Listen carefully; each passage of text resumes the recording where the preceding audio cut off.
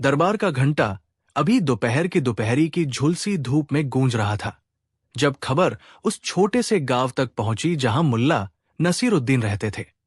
गांव के बीचों बीच एक पुराना बरगद था।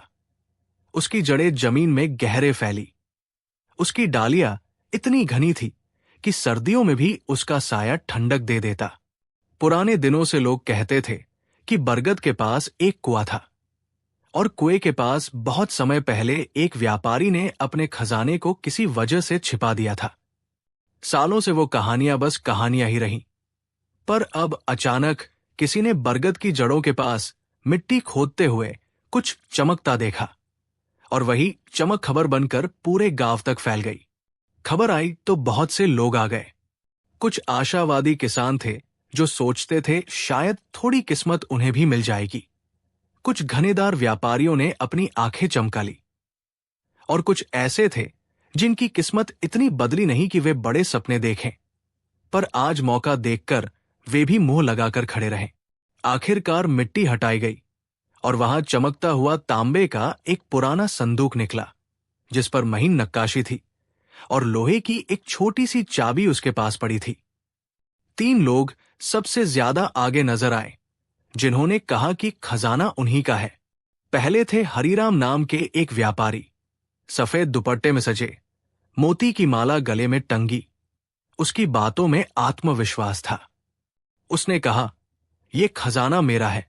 50 साल पहले मैंने ही इसे इस गांव के बाहर एक बाटल के पास रखा था। मैंने बहती हवा में अपने नाम की निशानी इस संदूक के अंदर छिपा दी थी। मैं पहचानता हूं। दूसरा था सिकंदर, जो कभी सेना में रहा, अब जवान नहीं रहा, पर उसकी आंखों में शौर्य की चमक थी। वो बोला, मैदान की लड़ाई के बाद मैंने इस संदूक को लापता हुआ देखा था। मैंने उसे अपने पास रखा था ताकि मेरे साथी सुरक्षित रहें। अब मैं उसका मालिक हूं। तीसरा था रहीम, ऊंचे गले की आवाज नहीं, मुस्कान ज्यादा नहीं, पर उसकी आंखों में एक नर्म चमक थी। वो बोला, यह खजाना मेरे दादा का है। हमारे परिवार के पास एक पुराना राज है। दादा ने बचपन में कुछ सिक्के इकट्ठे करके इन्हें छिपा दिया था। मैंने खुद ही सूंघ कर ढूंढा है। तीनों के पास दावे के सबूत थे। हरीराम ने एक पुराने कागज का टुकड़ा निकाला जिसमें उसने लिखा हुआ नाम दिखलाया। सिकंदर के पास कुछ पुराने साथी थे जो उसकी बात सुनकर सिर हिला रहे थे और रहीम के पास एक छोटी सूती ओढ़नी का टुकड़ा था जिस पर दानेदार सिलाई और दादाजी के समय का धब्बा फंसा हुआ था। गांव के लोगों में उठापटक हुई। कौन सच कह रहा है? चौपाल में बहस छिड़ गई। कुछ ने कहा कि व्यापारियों को पहचानना आसान नहीं होता, कुछ ने कहा कि सैनिकों का सम्मान करना चाहिए और कुछ ने रहीम की सादगी पर तरस खाया। वहीं भीड़ में मुल्ला नसीरुद्दीन भी आए। मुल्ला हमेशा किसी न किसी नसीहत या हंसी के साथ आते थे। खुशनुमा चेहरा और आंखों में उस चपलता की झलक जो किसी बात को सरल बना देती थी। लोग सोचते थे कि मुल्ला का जवाब या कानून जैसा नहीं होता, पर उनके तरीके अजीब होते हैं और असर घना। उस दिन भी वे बिना किसी जल्दी के हाथों में अपनी टोपी दबाए धीरे धीरे सामने आए। उन्होंने भीड़ को टो लिया, संदूक को गौर से देखा और फिर तीनों दावेदारों की ओर मुस्कुराकर देखा। तुम तीनों कहते हो ये तुम्हारा है, मुल्ला ने कहा, पर कोई लड़ाई और कोई शपथ पर कानून नहीं है, इसलिए मैं एक तरकीब से असली मालिक का पता लगा लूंगा। हरीराम ने आंखें चमकाते हुए कहा, मुल्लाओ, आखिर मैं पैसे देता हूं, तुम बताओ तो सही। सिकंदर ने भी घमंड न छुपाते हुए कहा, मेरी शपथ और मेरे साथी मेरे गवाह हैं। रहीम चुप रहा, पर उसकी आंखें नम हो आई। भीड़ ने खिंचाई की उम्मीद में अपनी आवाज ऊंची कर दी। मुल्ला ने कहा, ठीक है, मैं कोई बड़ा न्यायाधीश नहीं, पर न्याय का एक सीधा उपाय होता है, सच और समय। पर समय के पहले मैं देखना चाहता हूं कि तुम इन चीजों में से क्या दे सकते हो जो तुम्हें वही वक्त देने वाले थे। वह चीज जो तुमने अपने पास रखी थी जब तुमने पहली बार खजाने को देखा था। हरीराम ने गर्व से अपनी जेब से एक पर्ची निकाली। उस पर काली स्याही में कुछ शब्द थे जिनमें उसका नाम और कुछ अंक लिखे थे। उसने कहा, मैंने इसे वही रखा था, ये प्रमाण है।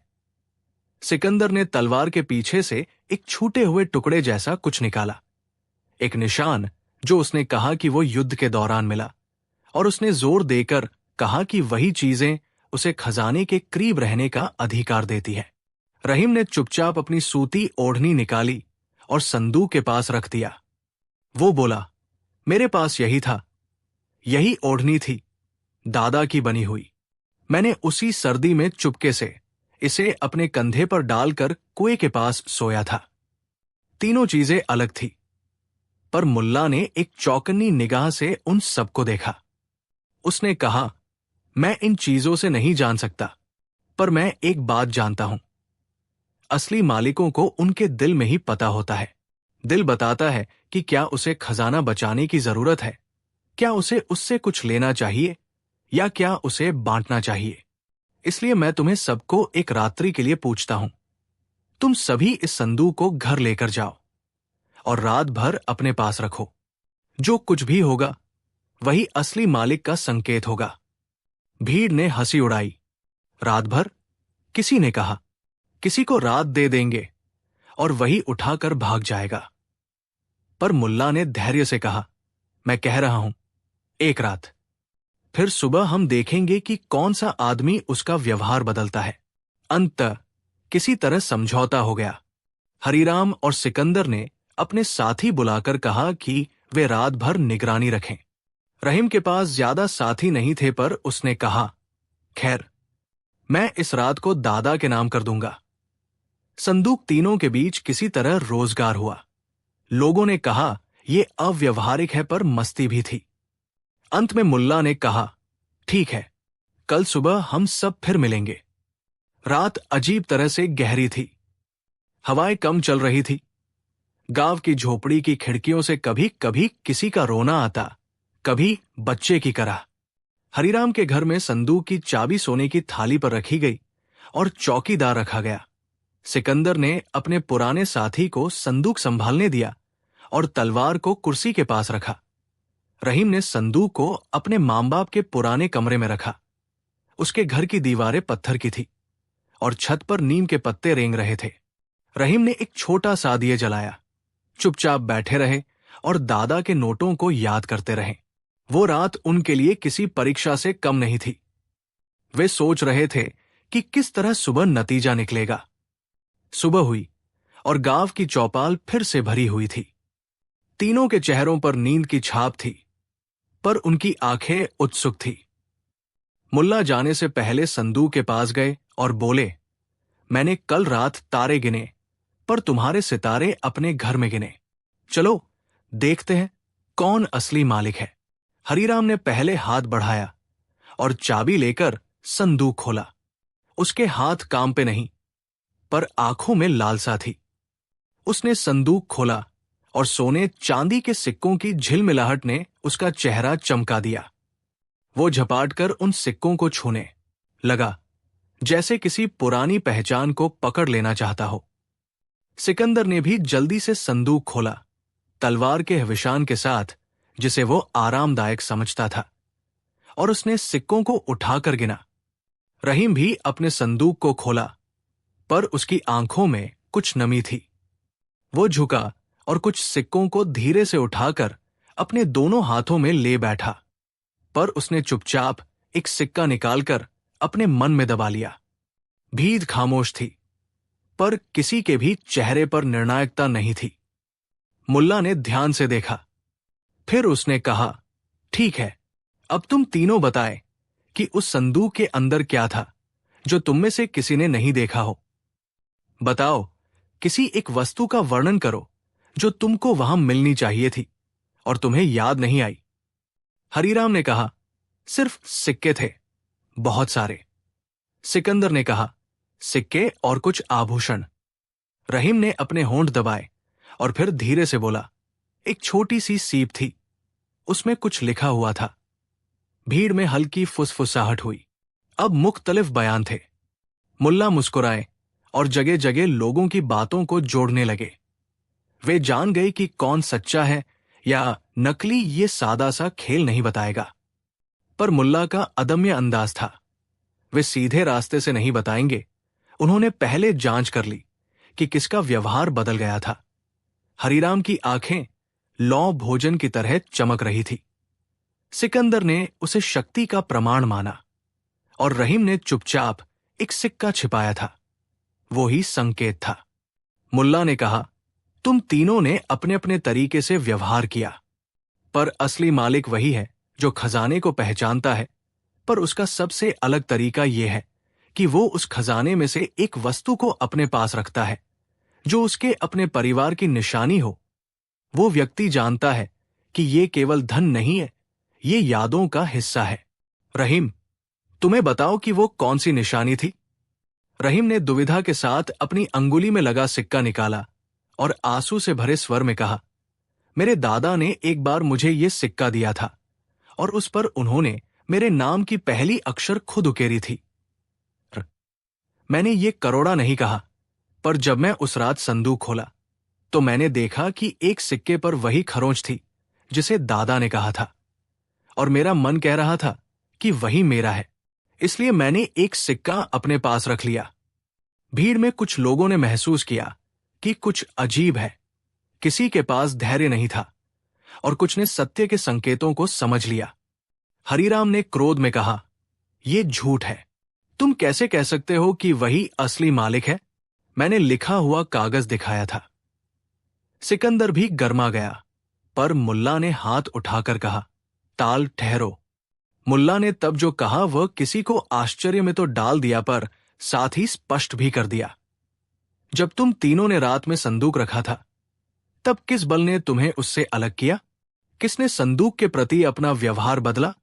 हरीराम ने उसे खोलकर पैसे गिनने की चाह दिखाई। वो वही करेगा जो व्यापारी करता है, उसे अपने हिसाब से जोड़ेगा। सिकंदर ने उसे सुरक्षा का प्रमाण माना। वो योद्धा की तरह सोचता है। पर रहीम ने एक सिक्के को छिपा कर रखा। उसने अपनी पहचान और अपनी यादों से जुड़ी हुई उस निशानी को रखने का अधिकार समझा। इसका मतलब ये नहीं कि केवल वही असली मालिक है, पर यह संकेत देता है कि उसे उस खजाने से कुछ निजी जुड़ाव है और वह उसे अपने हिस्से में मानता है। भीड़ में हल्की बहस हुई, पर किसी के दिल में अभी भी शंका थी। तब मुल्ला ने कहा, पर मैं सिर्फ यही नहीं कहता। असली मालिक वो है जो उस खजाने के साथ करने का सही इरादा रखता है।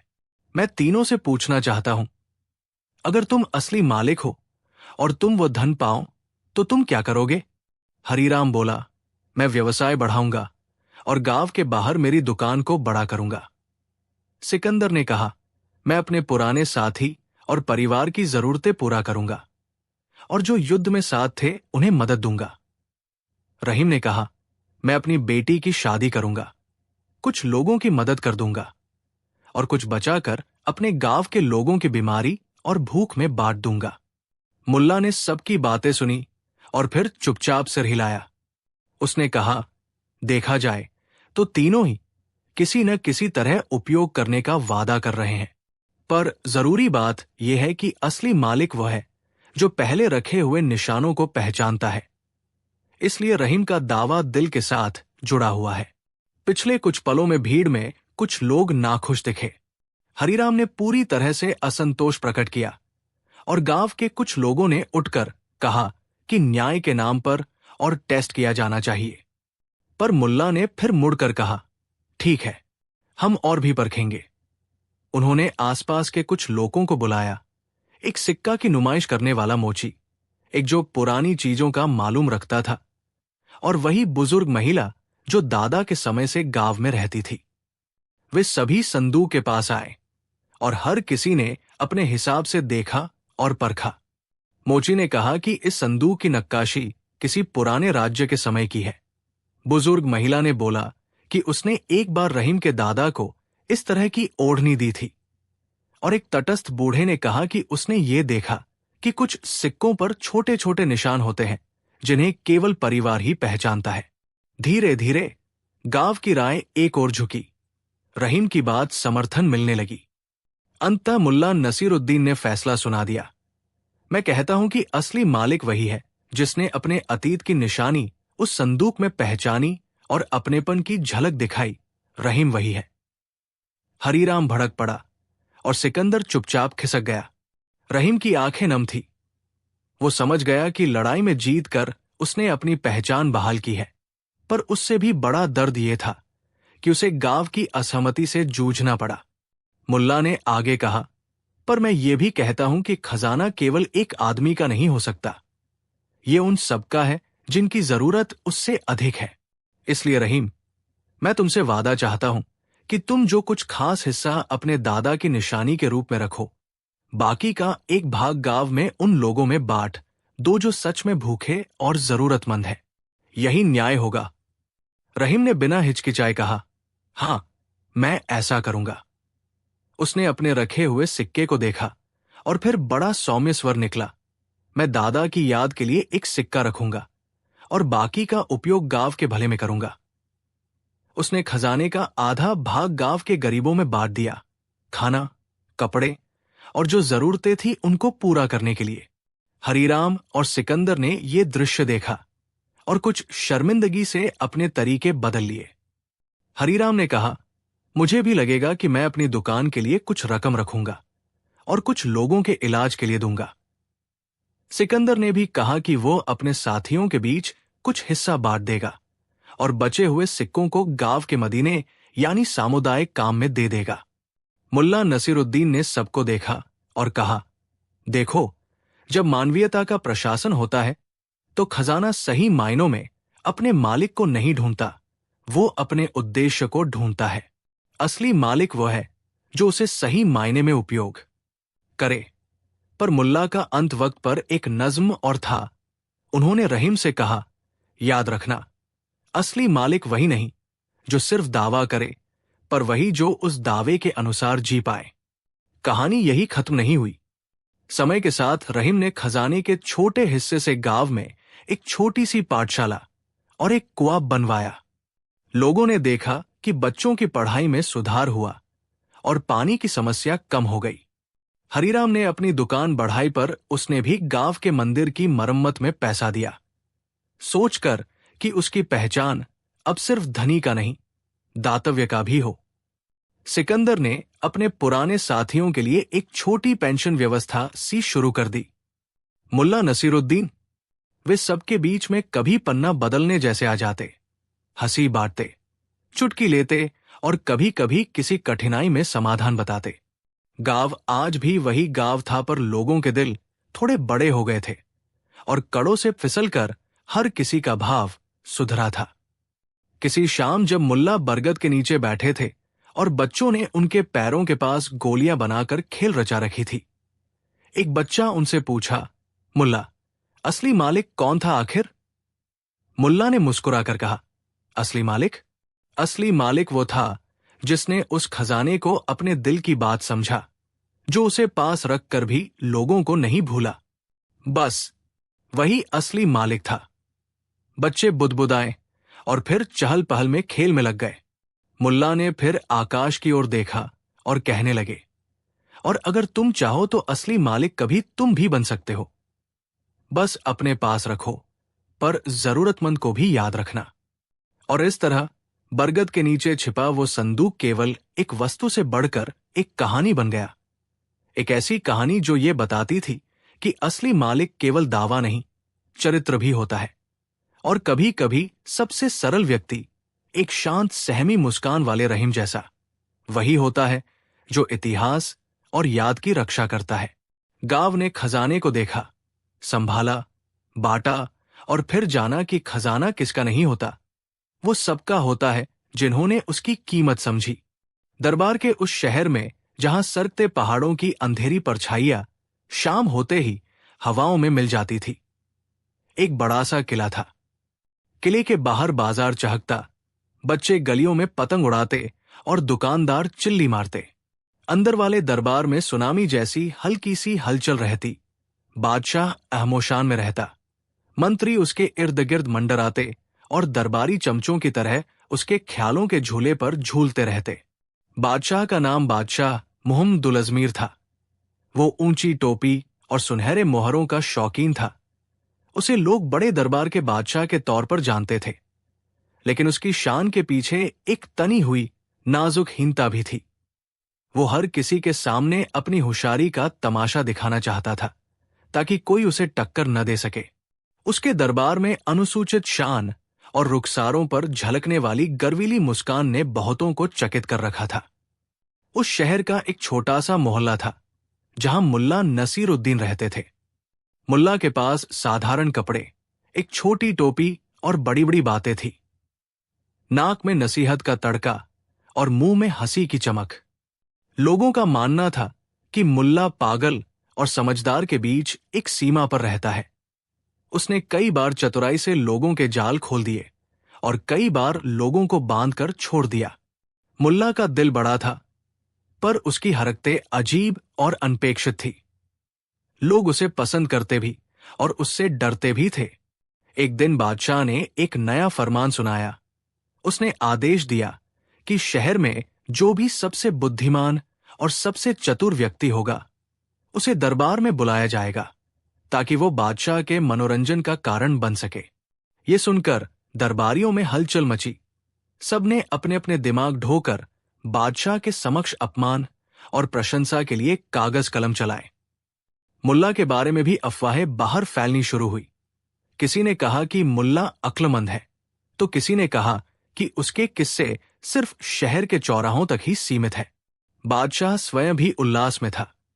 उसे लगता था कि वो किसी प्रयोग से ये पता लगा लेगा कि कौन उसके डर से नहीं हिलेगा और कौन उसकी तारीफ में चमकता है।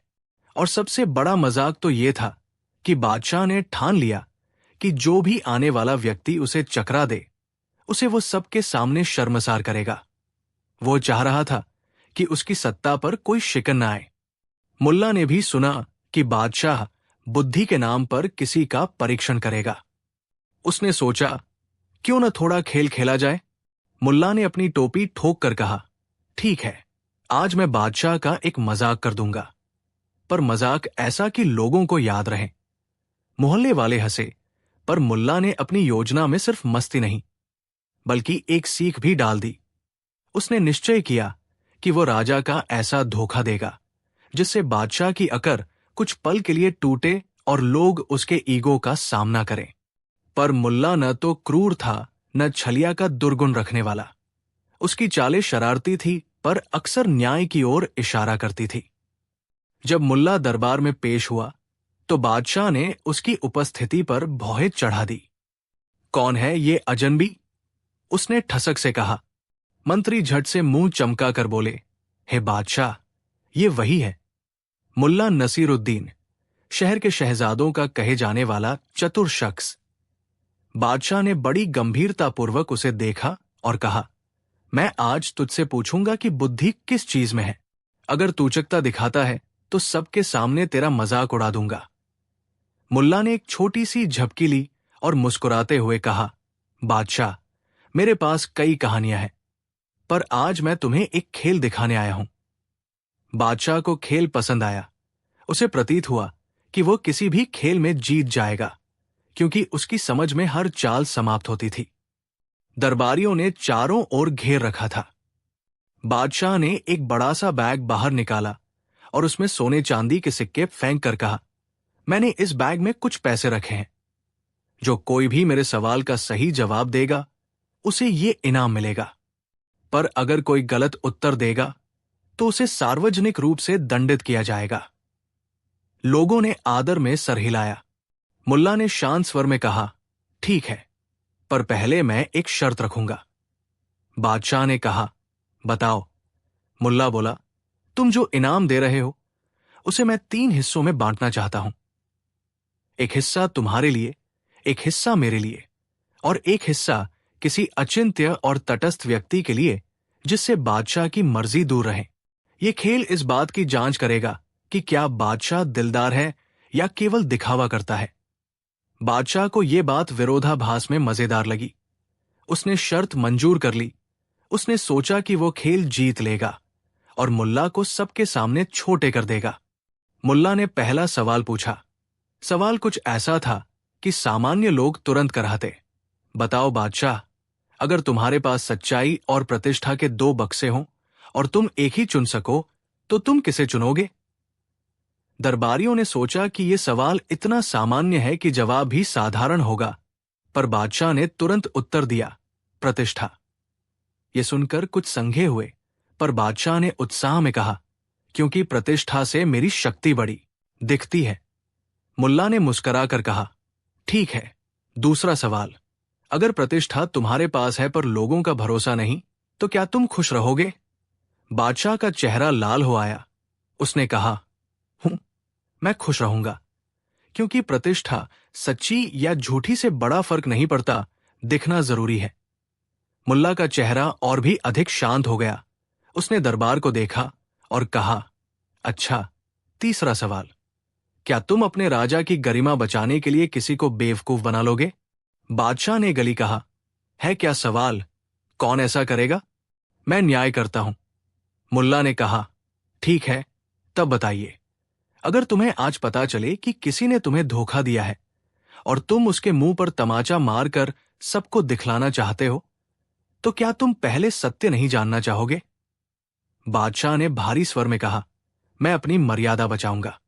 अगर धोखा है तो उसे सबके सामने सजग कर दूंगा। मुल्ला ने नाटकीय ढंग से कहा, दर्शक, एक आखिरी खेल बाकी है। उसने कहा कि वो बादशाह को एक ऐसे दावे से परखना चाहता है जिसे बादशाह नहीं झुठला सके। मुल्ला ने दरबार से कहा कि वो 3 लोगों को बुलाए, एक बूढ़ा व्यापारी, एक जवान सैनिक और एक मामूली चंपार, निम्न दर्जे का आदमी। तीनों को किसान की तरह मचलते चिन्ह के साथ दरबार में लाया गया। मुल्ला ने कहा, इन तीनों में से एक ने कल रात बादशाह के महल के पास एक किले का नकल बनवा कर उसके सामने खड़ा कर दिया था। उससे बादशाह को अपमान पहुंचना चाहिए था। बताओ, किसने ऐसा किया? बादशाह की आंखों में आग झलमला उठी। उसने तुरंत तीनों को डांटना चाहा, पर मुल्ला ने कहा, रुको, मैं तुम्हें बताऊंगा कि किसने किया, पर पहले तुम जज बनकर नहीं सोचो, बल्कि इंसान बनकर सुनो। मुल्ला ने तीनों से उनके हालात पूछे। व्यापारी ने कहा कि वो अमीर है और उसे कीमतों की चिंता है। सैनिक ने कहा कि वो अपने देश की इज्जत बचाने के लिए किसी भी समय लड़ जाएगा। चंपार ने झुनझुनी कर कहा कि वो बस अपनी रोजी कमाना चाहता था। मुल्ला ने भीड़ से कहा कि वो अब एक नाटक दिखाएगा। वो कुछ कहता और किसी के मुंह से वही शब्द आ जाता। उसने बादशाह से कहा, तुम पहले मानते हो कि किसी ने तुम्हें शर्मसार करना चाहा, पर क्या तुमने कभी सोचा है कि तुम अपनी बाहरी चमक और शान में इतने गुम हो कि कोई तुम्हारे सामने नाचकर उपयोग कर रहा होगा? बादशाह ने क्रोध से कहा, यह बकवास है, मैं किसी का खिलौना नहीं। मुल्ला ने ठहाका मारा और कहा, ठीक है, मैं तुम्हें धोखा दूंगा, दिखाकर कि किस तरह तुम अपने ही शब्दों को अपने ऊपर ठीक कर लेते हो। मुल्ला ने दरबारियों से कहा कि वे आंखें बंद करें और अपने हाथ एक दूसरे के ऊपर रखें। सबने किया। फिर उसने एक झटके में चंपार का सिर घुमाकर कहा कि उसने बादशाह की टोपी लिए नाच कर दिखाई। चंपार ने अपनी जेब से एक छोटी चमकीली टोपी निकाली और सुमिरन में हंसते हुए कहा, मैंने किया। बादशाह ने तुरंत हाथ जोड़े और चिल्लाया कि ऐसा कैसे हो सकता है, वो अपमान सहन नहीं करेगा। मुल्ला ने फिर व्यापारी की तरफ देखा और कहा कि व्यापारी ने साजो सामान से बादशाह की मूर्ति बनवाकर उसके बाहर सजाई। व्यापारी बक दिया। तब मुल्ला ने सैनिक की ओर देखा और कहा कि सैनिक ने लाल लाल झंडे लाकर बादशाह के दरबार के सामने खड़े कर दिए। सैनिक ने माना। बादशाह की आंखें और भड़क उठीं। उसने महसूस किया कि सबको ही दोषी करार दे दिया गया है, पर वो मन ही मन सोच रहा था कि मुल्ला क्या कर रहा है। मुल्ला ने अचानक सारी दरबारियों को बताया कि ये सब अभिनय था और कि असल धोखा वह था जो बादशाह ने स्वयं अपने बारे में किया। उसने अपनी प्रतिष्ठा को शक्ति समझा, उसे सच्चाई समझा और लोगों की परवाह छोड़ दी। मुल्ला ने कहा, सच्चा धोखा राजा ने खुद पर किया। उसने सोचा कि दुनिया उसकी तारीफ की दरकार में है और किसी की हिम्मत उसकी शान के सामने नहीं टिकेगी। मैंने आज ये दिखाया कि जब तुम दिखावे में खो जाते हो तो लोग तुम्हारे सामने नाच ही उठते हैं, पर यह नाच तुम्हारी असलियत पर ही परखी जाती है। बादशाह कुछ क्षणों के लिए स्तब्ध रहा, फिर उसने अपना सिर ऊंचा किया और जोर से हंसते हुए कहा, मुल्ला, तूने मुझे धोखा दिया, पर मजाक यह है कि मैंने खुद ही अपनी इच्छा से धोखा खाया। चलो, मुझे सबके सामने सबक सिखाओ। जो मजाक है वो मजाक मेरे ऊपर ही क्यों न हो। उसने अपने चेहरे पर नकली मुस्कान बांध ली और मुल्ला की चाल का खुला सम्मान किया, पर दरबारियों ने महसूस किया कि बादशाह की ये खुशी नकली थी। अंदर से वो जली हुई सीख महसूस कर रहा था। उसने मुल्ला को कहा, ठीक है, तुम्हारी चाल मजेदार थी, पर अगली बार ज्यादा सावधान रहना। मुल्ला ने सिर झुकाया और कहा, बादशाह, मैं सावधान नहीं हूं, मैं सच बोलता हूं, और सच कई बार धोखा जैसा दिखता है। शहर में यह बात फैल गई कि मुल्ला ने बादशाह को धोखा दिया और बादशाह ने उसका मजाक उड़ाया, पर मजाक इतना स्तरीय था कि लोग उसे चर्चा का विषय मानने लगे। कुछ ने कहा कि मुल्ला ने बादशाह की अकड़ को तोड़ा, कुछ ने कहा कि बादशाह ने अपनी स्थिति बचाने के लिए मुल्ला को महिमा दी, और कुछ ने कहा कि ये पूरी घटना बताती है कि सत्ता और बुद्धि का सामना अक्सर हास्य में खतरा लेकर आता है। मुल्ला रोजमर्रा की तरह अपनी पेटी पर सो गया, पर उसकी आंखों में संतुष्टि की चमक थी। उसने बादशाह की शान पर चोट नहीं की, बस उसे अपना प्रतिबिंब दिखा दिया, ताकि बादशाह खुद देख सके कि उसकी परछाई कैसी है। समय के साथ बादशाह ने धीरे धीरे सीखा कि सच्ची शोहरत लोगों के भरोसे से बनती है, न कि केवल बाहरी रौनक से। उसने मुल्ला का मजाक उड़ाया तो वो भी एक तरह की सुरक्षा थी, पर अंदर से वो जानता था कि मुल्ला ने उसे वही दर्प दिखाया जो उसके कंचन शीश पर जम गया था। मुल्ला की चाल ने शहर को भी कुछ सिखाया। वे अब अपने बादशाह को केवल शान से नहीं, इंसानियत से नापते। और मुल्ला, वो वही रहा, चुलबुला, बातूनी, और कभी कभी इतना सधा हुआ कि लोग सोचते कि क्या ये सब सिर्फ एक खेल था। पर हर बार जब बादशाह का चेहरा शान में चमकता, मुल्ला अपने छोटे से घर की छत पर खड़े होकर तारों की ओर देखता और कहता, दिल बड़ा रखो और आवाज सच्ची, शान फिर अपने आप आ जाएगी। दरबार की घास अभी ताजा हो रही थी और गांव की छोटी छोटी गलियों से उठती धूल धीरे धीरे शाम की सर्द हवा में मिल रही थी।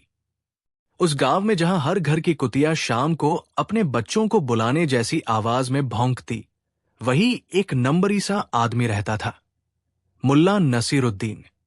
मुल्ला की चाल, बातें और जिंदगी की सादगी सबको अपने में खींच लेती थी।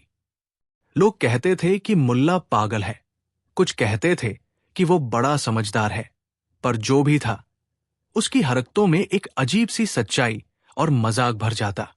एक दिन गांव में खबर आई कि शहंशाह के पास आने वाले सप्ताह में बड़ा मेला लगने वाला है और साथ ही दरबार में महंगे मेहमान भी आएंगे। बादशाह ने आदेश दिया था कि कौन सी बहस के लिए बुद्धिमत्ता का प्रदर्शन दिखाया जाए, यानी जो कोई भी चतुराई और हाजिर जवाबी में माहिर होगा, उसे दरबार में बुलाया जाएगा और इनाम से नवाजा जाएगा।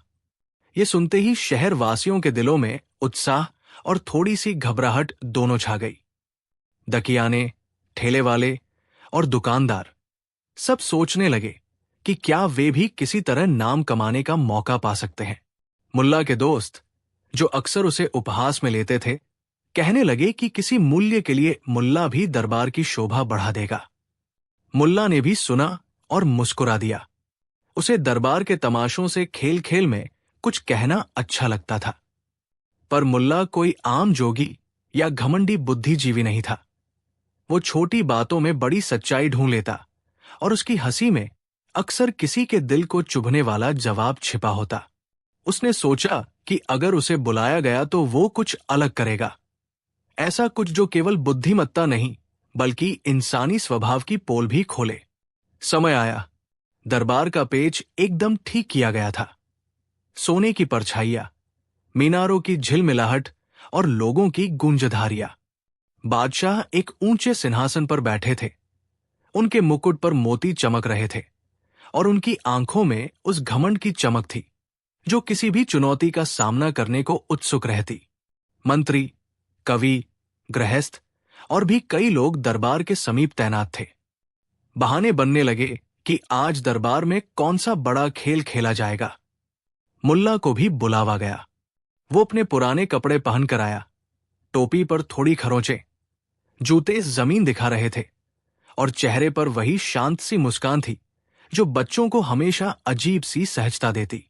जब मुल्ला दरबार में पहुंचा, लोगों की आंखों में एक तरह का उत्सुक मजाक दिखा। कुछ दरबारियों ने उसकी खिल्ली उड़ाई, कुछ ने उसके आने पर हल्की सी तालियां बटोरी। बादशाह ने ऊंची आवाज में कहा, आओ मुल्ला, आज बताओ क्या करोगे? हमें अपने गांव की बुद्धि दिखाओ।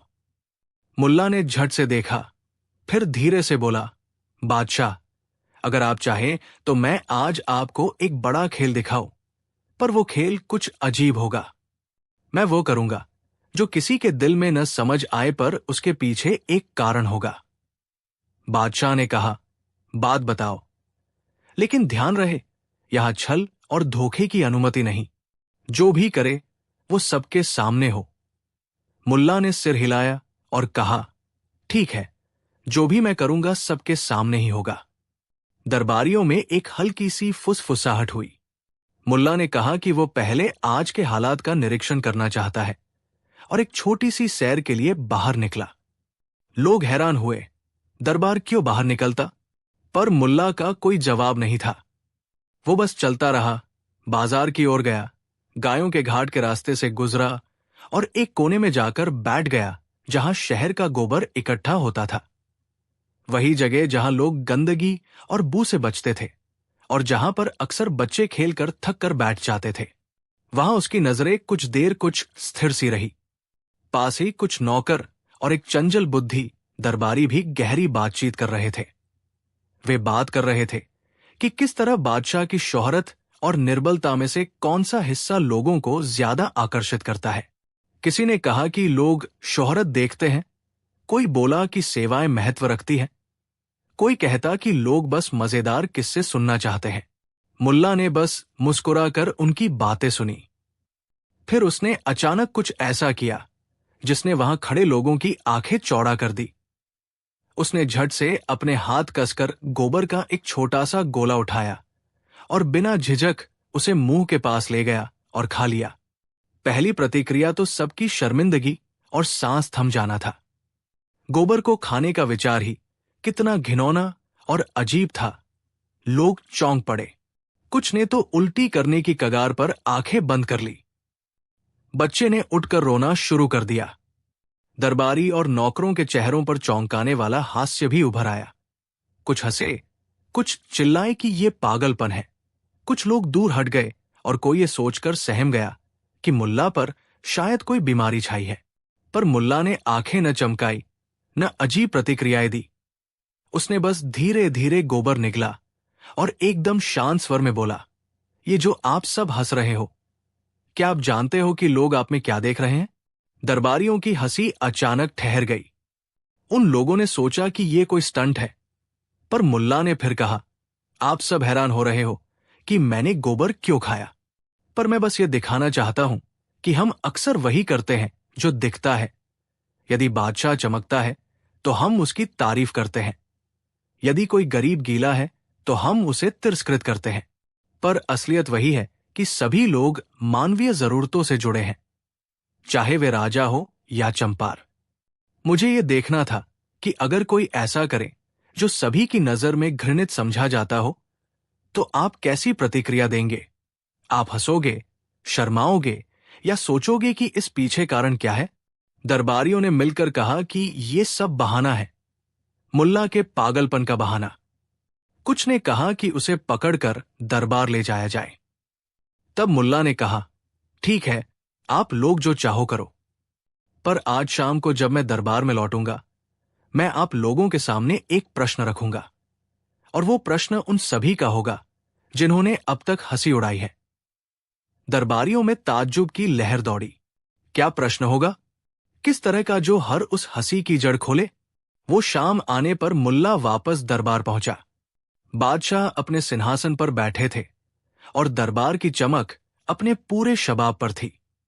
मुल्ला ने धीरज से सिंहासन के सामने खड़े होकर कहा, बादशाह, आज मैंने कुछ किया जो सबको अजीब लगा।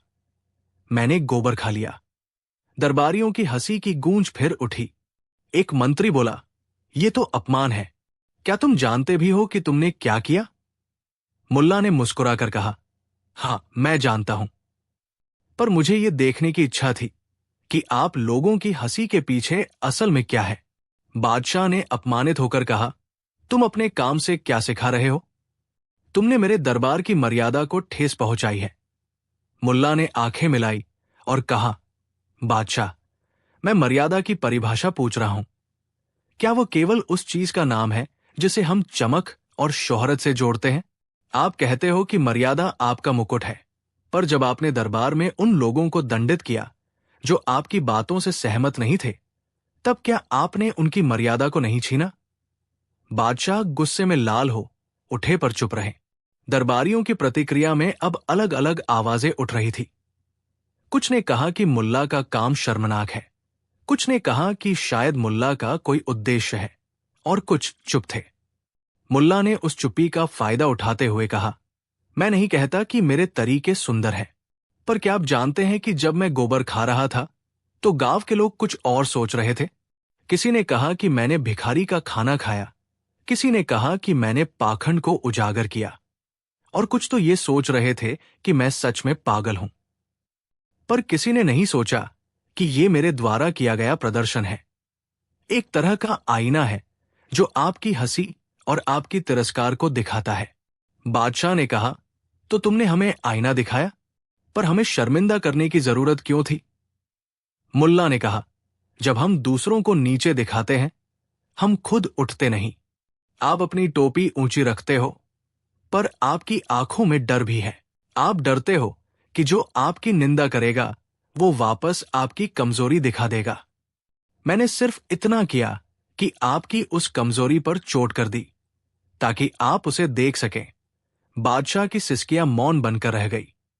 वो सोचने लगे कि मुल्ला सही कहता है, पर वो स्वाभिमानी था और अपनी गलती स्वीकारना उसके लिए आसान नहीं था।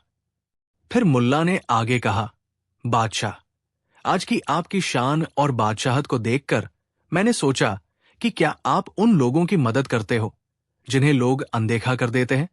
क्या आप उनके जीवन को समझते हो? दरबारियों ने जोशीली आवाजों से कहा कि राजा हर किसी के लिए विचार करता है। मुल्ला ने अपनी बात जारी रखी, अगर ऐसा है तो फिर मेरी इस हरकत में आपका गुस्सा क्यों है? क्या ये डर से पैदा नहीं हुआ कि कोई आपकी असलियत देख लेगा? कुछ दरबारियों ने अब महसूस किया कि मुल्ला केवल हंसी खिलौने नहीं उड़ा रहा, वो गहरी बात कर रहा था। बादशाह ने अपनी आवाज टोन में गिरावट के साथ कहा, अगर तेरी बातों में कोई सत्यता है तो बताओ, क्या चाहता है तू? मुल्ला ने गंभीर होते हुए कहा, मैं चाहता हूं कि आप एक परीक्षण करो, एक ऐसा परीक्षण जो दिखा दे कि आप सिर्फ दिखावे के बादशाह नहीं बल्कि हृदय के बादशाह भी हो सकते हैं। बादशाह ने कहा, और वो परीक्षण क्या है?